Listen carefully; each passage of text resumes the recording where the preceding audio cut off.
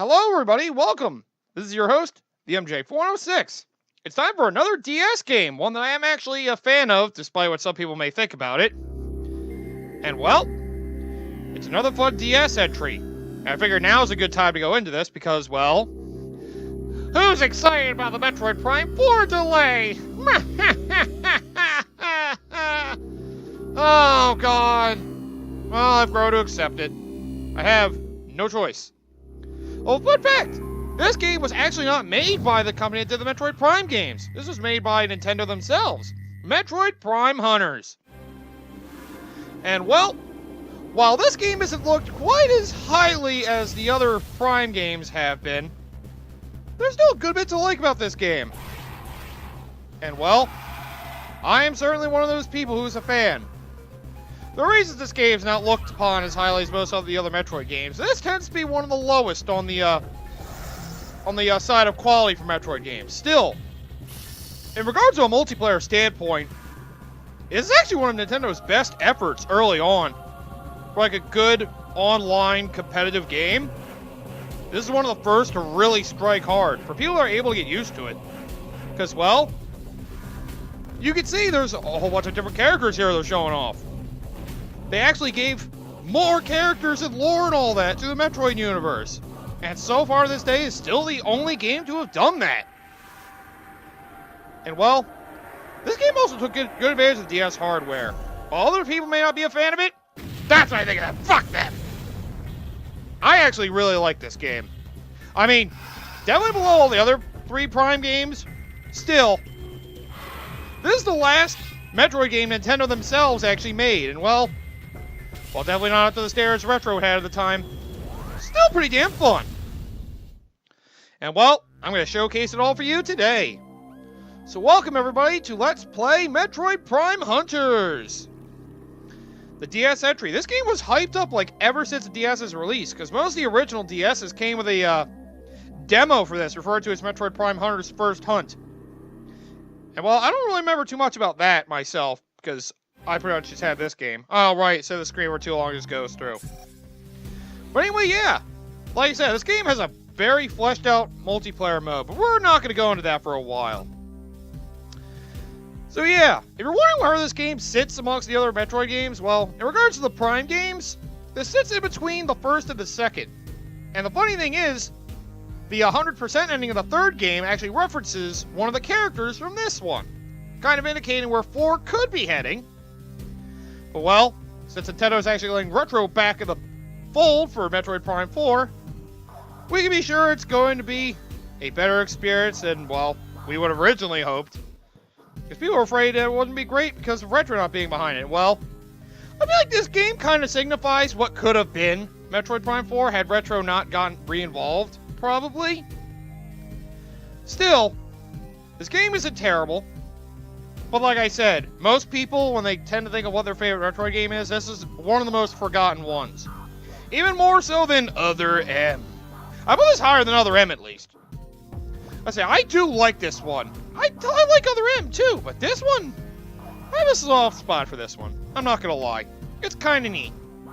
Like I said, it takes good advantage of the DS hardware, although I will say, for those of you that had, for those of you who played the 3DS game, Kid Icarus Uprising, and were upset with its awkward controls, this game's a little similar in that regard to the awkward controls, because this one did it first. However, this one does have multiple control methods. I may as well go over that right now. So yeah, if you want to figure out ways to play, well, there's audio and all that crap. You can do rumble packs. I forgot regular DS's had that extension. So there are multiple ways to play. They accommodate you for whatever style hand you have, or you can play with either the stylus to use your aiming reticle and to do stuff on the lower screen, while using the control pad to move. Dual mode, use one of the sides to move and the other to look, and use one of the shoulder buttons to aim. That's the mode I used to do, dual mode right. However, well, I know much better now. Touchscreen controls are a lot smoother. Oh yeah, if you can't tell, it's a little awkward to handle. It definitely takes a lot of time to get used to. That being said though, if you can get a handle of it, you're in for a pretty fun game. Although one of the simplest in Metroid standards. Still leaves for a good, fun time. And well, leaves you hunting and wanting more. And well, as you can't tell, I beat this game before. There are all your expansions we have to find. I don't even care about hiding it, so let's just go in. Let's begin the game. Let's see what the mission file is. Mission file 79109. The secret to ultimate power lies in the Olympic cluster. Data confirmation. This repeating neural thread, originating from an uncharted region of the Tetra galaxy known as the Olympic cluster, was recently intercepted and translated by Federation empaths. Good job, Federation. Here's the rogue contract that we've been given as a bounty hunter. 1. Discover the meaning behind this mysterious telepathic message. 2. If the ultimate power can be secured, ensure Federation control. 3. If the power cannot be secured, ensure that it remains secret or destroy it. I would think destroying it would be better, but whatever. Potential complications. This operation must remain covert. The Tetra galaxy is outside of Federation-controlled space, and the Olympic cluster is a wild and uncharted region. While we have kept our communications classified, we know other entities have intercepted the thread. Uh-oh. Other people are aware we're going out here. Oh, crap. The lure of the ultimate power will be irresistible to many. Disposition of rival interests is presumed hostile. Hostile to you. Uploading known coordinates. So, time for us to go into space. Well, Samus, I'd say the pre-rendered cutscenes in this game look very nice. And while I will say this right now, all these cutscenes look really nice in these dual screen format. I'm gonna play most of the game like this. Yep, I'm actually changing the screen layout for this game, because, well, the way this game works, it actually looks better this way. Now let's go land, shall we? To the Olympic cluster here. Our first destination are the Celestial Archives. I'll say, for a 64-bit game, this actually looks not too bad. So yeah, if you ever wondered what a Metroid game would have looked like on a Nintendo 64 had we gotten that before Prime, this is probably a close representation of what a first-person view of it would be if it was in Metroid Prime style.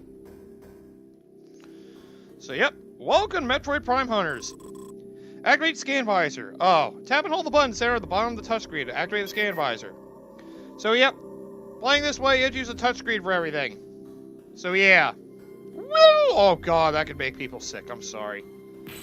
But yep, you hold the little thing at the bottom of the touchscreen to activate your Scan Visor. And you use the shoulder buttons, preferably L, in my case, R if you're left-handed, to scan things. Hunter gunship, hunter glass gunship, Samus Aran, save your energy, recover.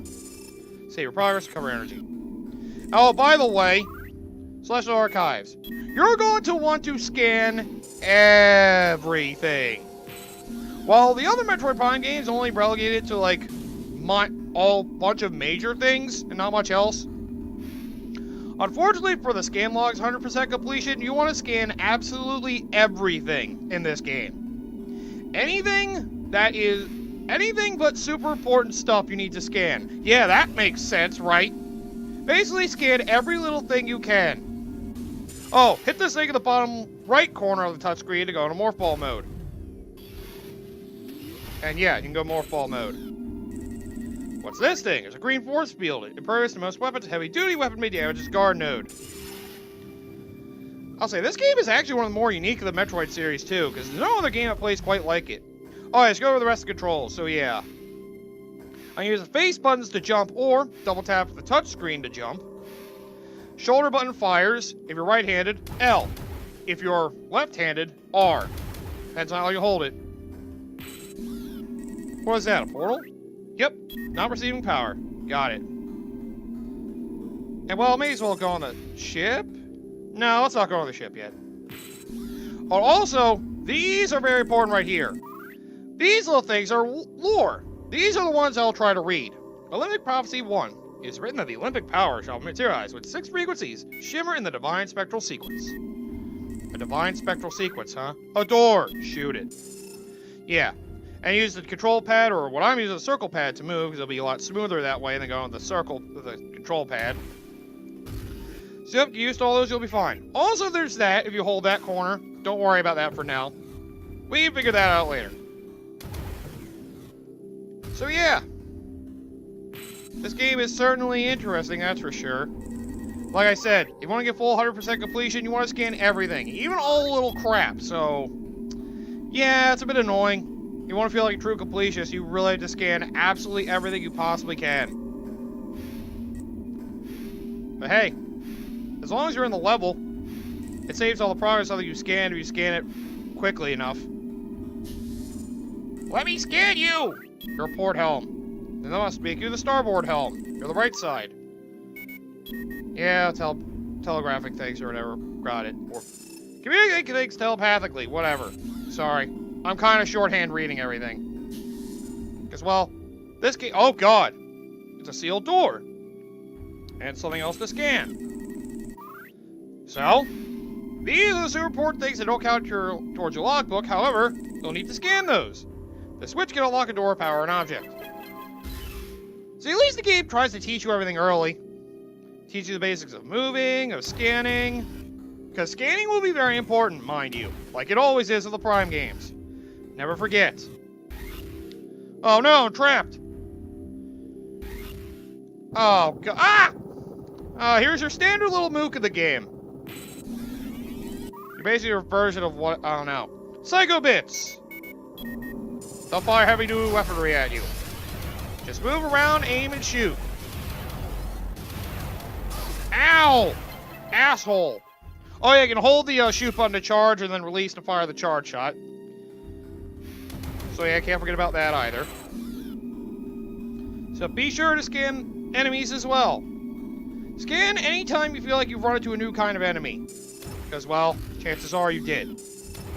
And, well, if you want that whole logbook, you're going to want to do that. I gotta say, getting all those scans in this game is actually kind of hard. And, well, getting all the scans, damn it, also counts pickups. Like this. A small energy for 30 units. Oh, looks like those might actually enter your thing if you, collect them.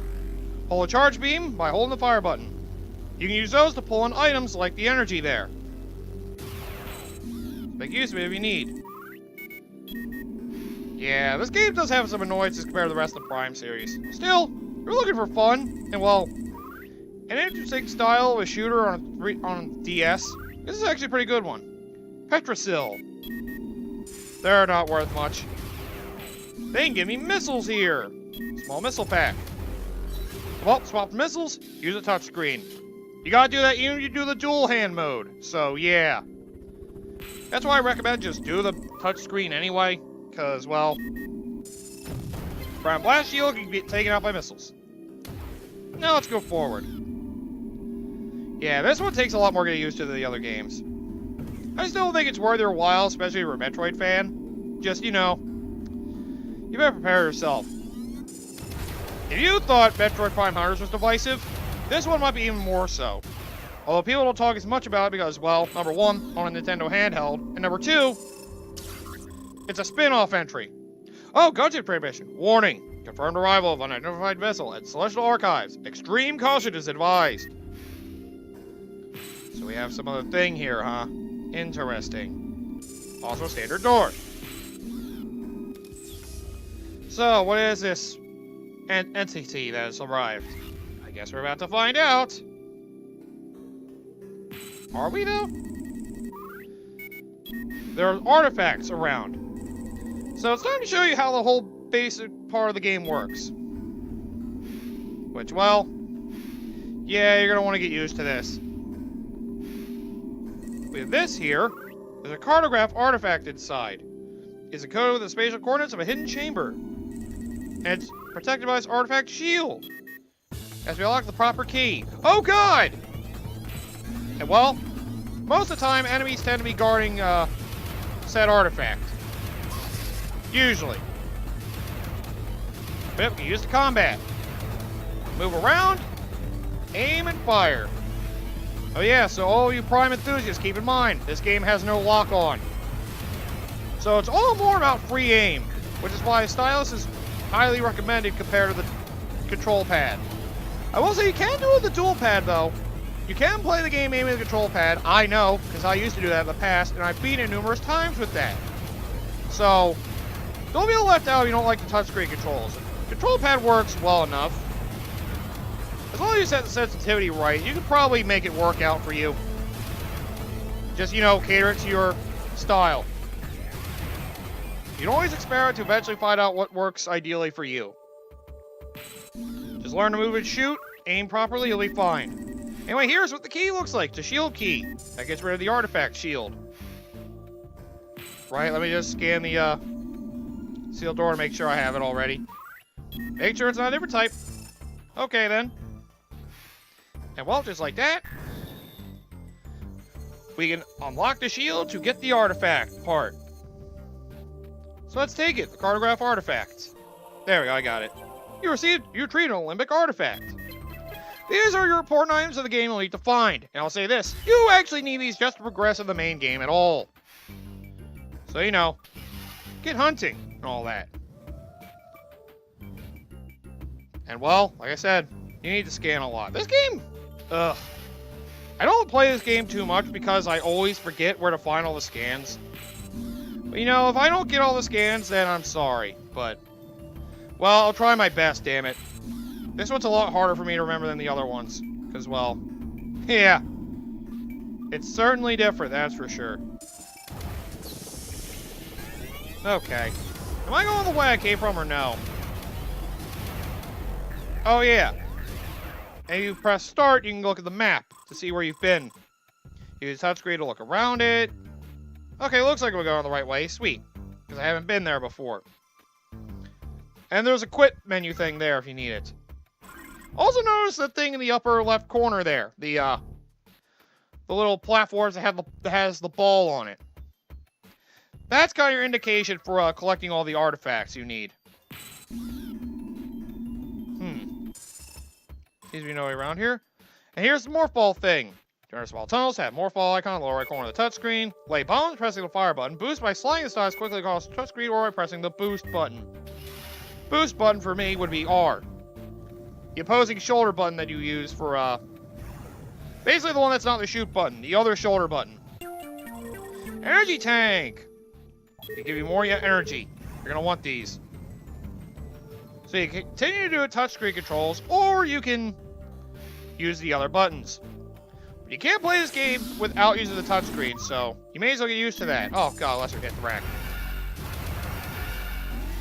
Just, yeah, I will say, shooting and jumping, fighting and jumping can be really hard. It's not easy to do both. I'll say that right now. Oh. Boy, is it difficult. I didn't miss any scans, did I? God damn it. But yeah, you'll start to see soon, hopefully by the end of this episode, why I think these games are worth your time. If the game environments itself aren't enough, the entities in it should be. And we found the cooling fans. Nice, nice. Cooling fans. Gotta love those. I didn't know what fans were. Well, if you can't tell, you don't have a lot of powers on you to start. Then again, don't worry about it. The thing is, you won't find a lot of, like, crazy upgrades in this game. Like I said, it's very simplistic compared to the other Metroid games. So really all the abilities I have right now, other than a certain special something that has to do with this later, I'm not going to be getting much more. So my jumping and all that stuff, the boost ball, morph ball, all that crap, no developments will really be made on that. A green blast shield, where a heavy duty weapon is needed to break it. Yeah, it's stuff like that. Yeah, it looks like if I collect it, it goes to the scan log. That's good. But yeah, notice stuff like that heavy duty door. Because, yeah. Oh, I can't scan that either because it's through a floor. Hey, it's a creature. What are you? Oh, shit. Hey! Get back here, you! Was that the creature he said had a, had its origins in a crazy lab of some sort? Some scientific madman's lab? We better go after him, though. Ow. I guess that's what I tend to do, as soon as I can find him. Yeah. And, well, I'll say this. This game may have some things that some people say are a problem, like Skyward Sword, for example. If you can't tell, there's areas you can't access right now. Well, I'll put it this way. We're not going to be visiting this area just one time. This game is actually a predecessor for something that Prime 3 did with its game and its world travel. Missile expansion to increase your capacity by 10. But yeah, this started the fact that you may have to visit different planets to explore different areas, rather than just going through one seamless world. This game did it before Prime 3 did. And well, execution isn't quite as good, obviously. It still manages to be fun for some people. Oh god, gotcha, Tristan. Pilot of dock ship identified as bounty hunter Candon. Your warp signature was traced. Assume hostile intent. Damn it! Damn it, they figured out they warped here. How about through this window I can see the Tetra Galaxy, but not the other one? I call hacks! You're not different size, are you? No, that won't be till later. But yep, you have another hunter in this game. I mean, come on, the game's called Metroid Prime Hunters. One of the big selling points is that there's more than just Samus running around the galaxy. Did I really? God, these controls can be awkward as hell. Now, I feel like I am overdoing the scanning, but I gotta make sure I get all of it, damn it! You can never tell these things. By the way, here's our hunter we've been following, Candon! Check him out, he's crawling on the floor as if he's trying to assume our Morphball form. So yep, here's the big selling point of these games. These hunters. Here are the sting larvae. It's been bioengineered with genetic material for the galaxy's most dangerous predatory insects.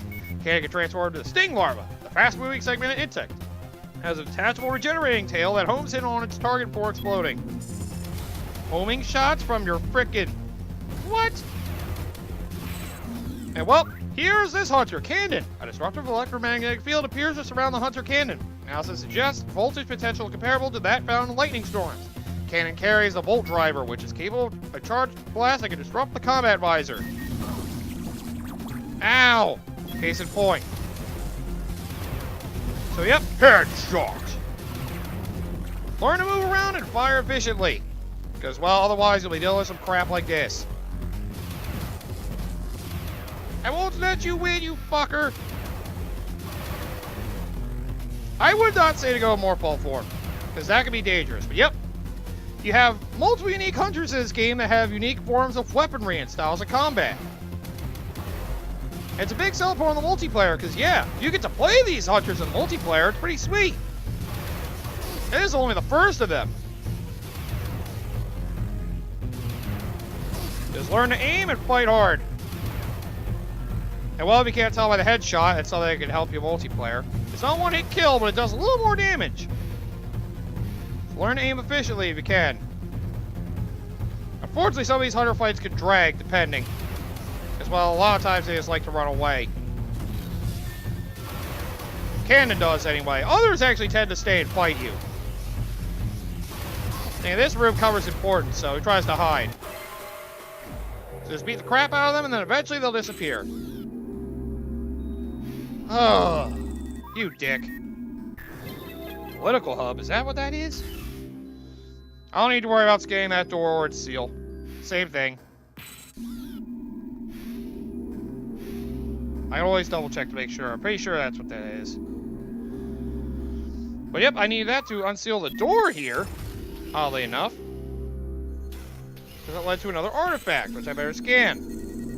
This is the Atometer artifact. The Atometer artifact contains schematics or atomic mapping, allowing a portal to disassemble the molecular structure of anything within the teleportation matrix. Jeez. Getting very scientific with this stuff, huh? Good old ancient technology, you and your artifacts.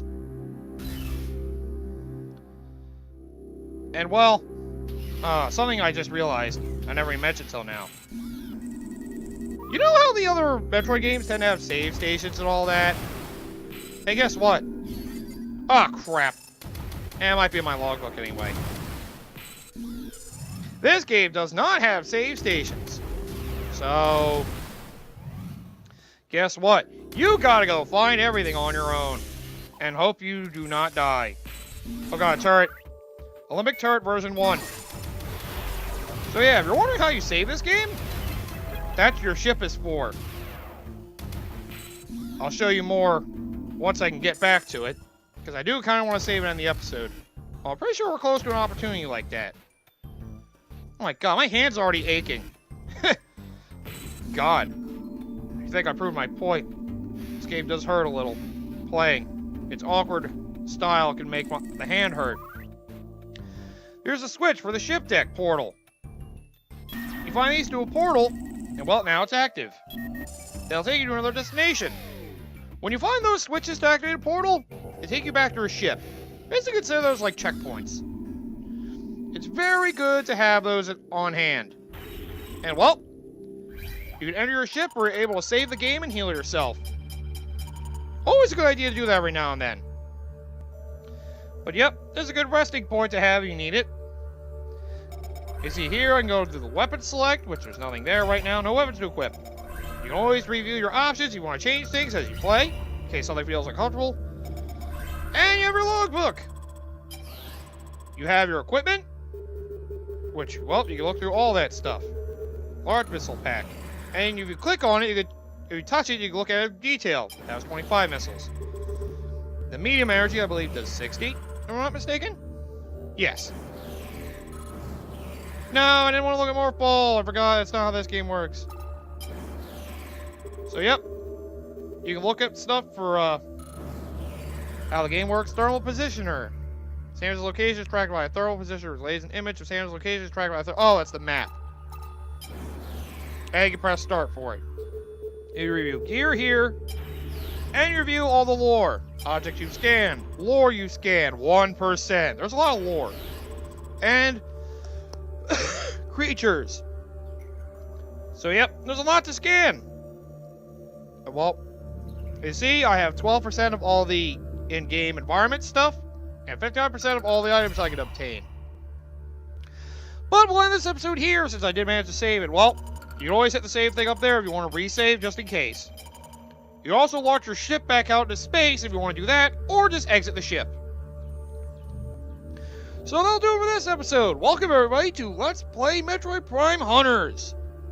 While it's definitely not the Metroid Prime game people were hoping for, when compared to the rest of the main trilogy, it's still a fun adventure in its own right, and hey, if you can get around the awkward controls, I'm sure most people would like it more than Other M. I mean, it's really not that surprising. Hell, it's probably still better than Federation Force. I still haven't played Federation Force. Maybe I should sometime, just to try it out. It's not as bad as I've heard, but I'm not insistent on it. Anyway, come back next time, and we're going to continue our exploration through the Celestial Archives. And, well, you're about to see the second half of the formulaic adventure that is Metroid Prime Hunters. Yes, it's fun, but it can be very formulaic. And for that reason, it can get boring at times. Still fun, but it requires a bit of patience. Hopefully some of you can appreciate the acquired taste this game has. Until then, I'll see you next time.